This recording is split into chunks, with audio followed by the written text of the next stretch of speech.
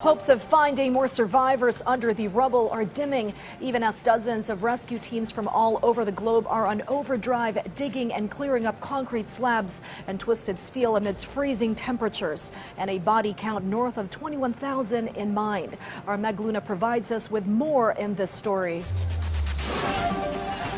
While residents and rescuers search this area for survivors, a man was seen sitting on the rubble holding a hand. Upon closer inspection, it was a father holding onto his 15-year-old daughter's hand who died during the powerful earthquake that struck wide parts of Turkey and Syria on Monday. The death toll from the devastating quake has surpassed 21,000, making it the world's deadliest seismic event since the 2011 Fukushima earthquake and tsunami that killed nearly 20,000 people in Japan. Authorities said some 6,500 buildings collapsed, while around 13 million people were affected in Turkey.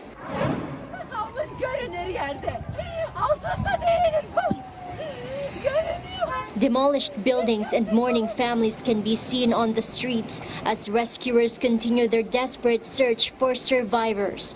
This girl was among several survivors pulled from the ruins by rescuers. Meanwhile, in Syria, authorities set up a makeshift shelter for people left homeless near a rebel-held town. This as the first aid convoy from the United Nations arrived in Syria.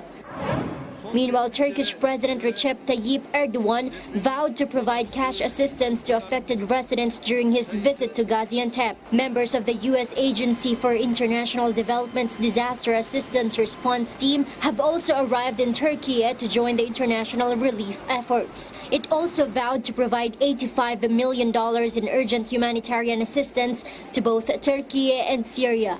These include food, water, shelter, winter supplies, and critical healthcare services. The World Bank also announced it will provide $1.78 billion in aid to Turkey for its recovery and reconstruction efforts. Meanwhile, residents in Washington, D.C. lit candles and gathered to pay tribute to the tens of thousands of victims of the killer quake. There are fundraisers all around, certain groups donate. Meg Luna for The Nation.